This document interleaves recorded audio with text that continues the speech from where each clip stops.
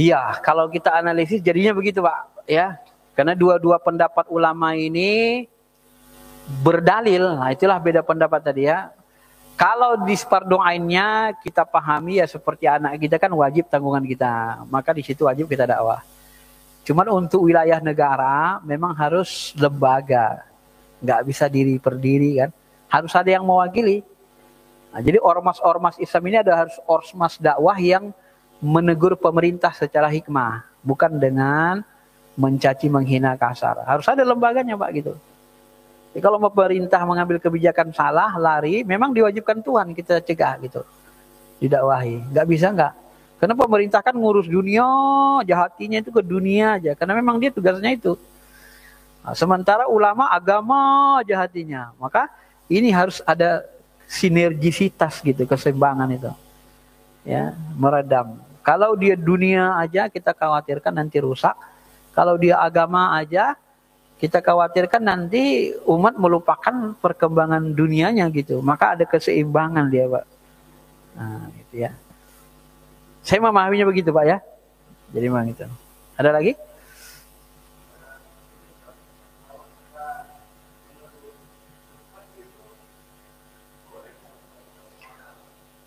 Sebenarnya kalau menurut saya, seperti dikatakan tadi, ad-dinun nasihah. Agama itu nasihat. Boleh aja.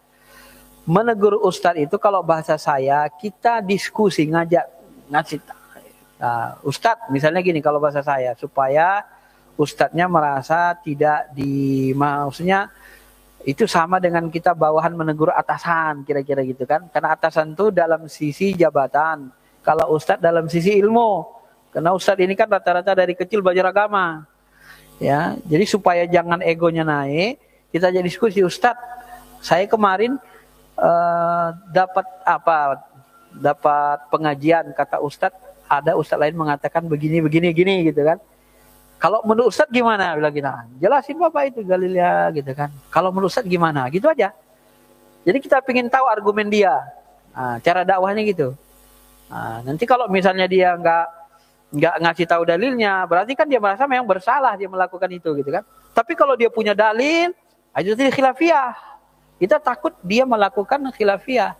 Kecuali memang dia nggak pernah ke masjid. Ya tegurlah Ustaz, masa Ustaz nggak pernah ke masjid kita gitu kan.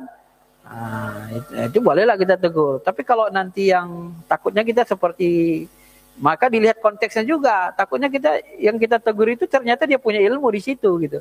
Kita nggak punya kan, kita nggak tahu. Itu nanti kesulitannya di situ Pak. Saya sangat kesulitan untuk menjelaskan kepada jemaah-jemaah yang suka membid'ahkan itu. Kesulitannya gimana ya kita bilang ya. Kalau kita di kampus kepada orang-orang biasa gitu bisa gampang cerna.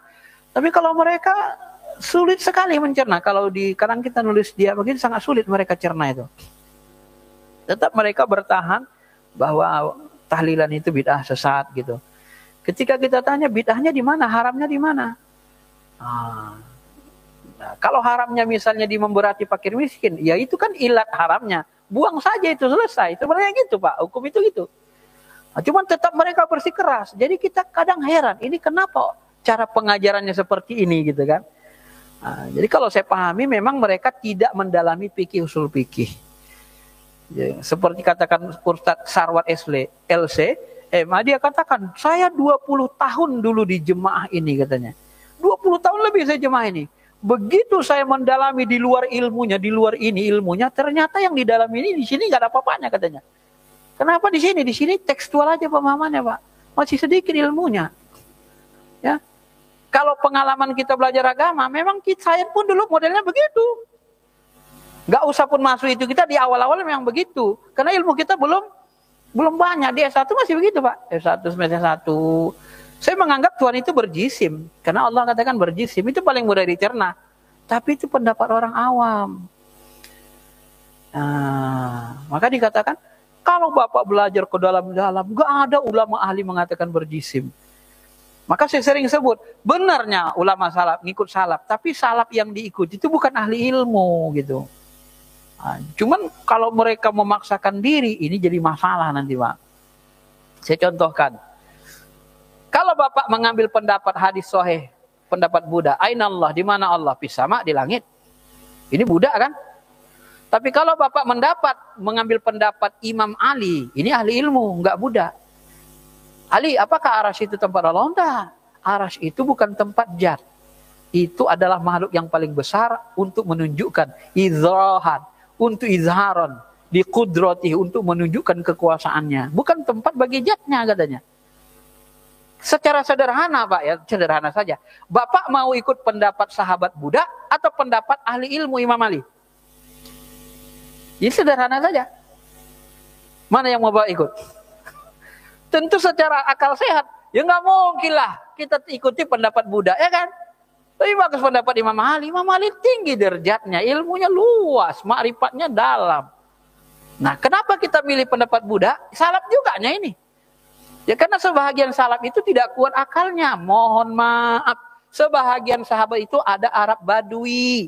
Arab Badui itu nggak bisa diajak pikir keras-keras, Pak. Maka mohon maaf. Kekeliruan sebagian umat kita menganggap orang Arab itu pintar-pintar cerdas. Yang cerdas itu kebanyakan yang Quraisy. Kalau Baduinya lemah-lemah akalnya gitu.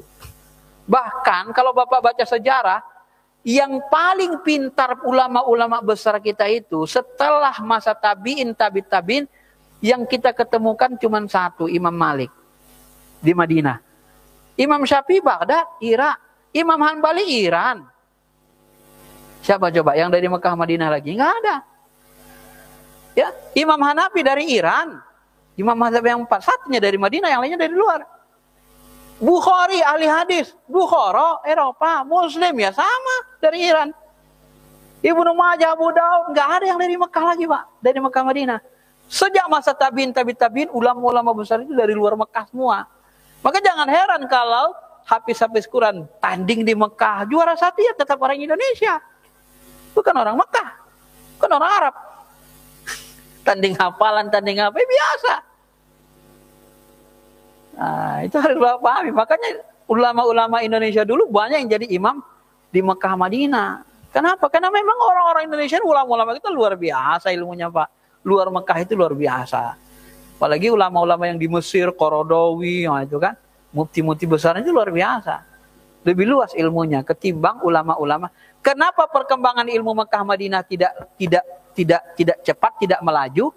Karena di sana Islam sudah hidup. Hidup amalan itu Pak. Jadi orang nggak berpikir keras.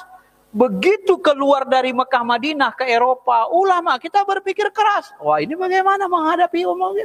Maka muncullah ilmu ijtihad yang banyak. Nah, jadi ulama ahli yang besar itu kebanyakan dari luar Mekah Madinah gitu. Kalau kita baca sejarah Pak ya. Nah, jadi Bapak kalau menegur Ustadz tadi, ya begitu caranya. Paling bagusnya. Tanya, saya pernah dengar begini-begini Ustadz, bagaimana menurut Ustadz? Kalau Ustadz gimana gitu aja. Nah, kalau nanti dia merasa itu pendapatnya salah, dia akan merasa dengan sendirinya gitu. Sebenarnya itulah tadi menegur dengan akhlak ya. Ada lagi? Cukup? Cukup ya, karena udah siang. Saya kira itu aja, mudah-mudahan kita pahami. Mohon maaf kalau ada yang tergelincir, kata-kata yang salah pilih kata. Dan kalau ada yang tersalah, kita mohon ampun kepada Allah Subhanahu wa taala. Yang baik datang dari Allah, yang buruk datang dari hawa nafsu saya. Mudah-mudahan Allah membimbing kita terus-menerus jalan kebenaran, keimanan, ketakwaan sampai akhir dari penghidupan kita. Kita tutup dengan kafarat majlis.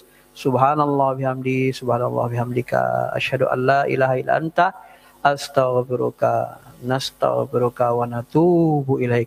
Assalamualaikum warahmatullahi wabarakatuh.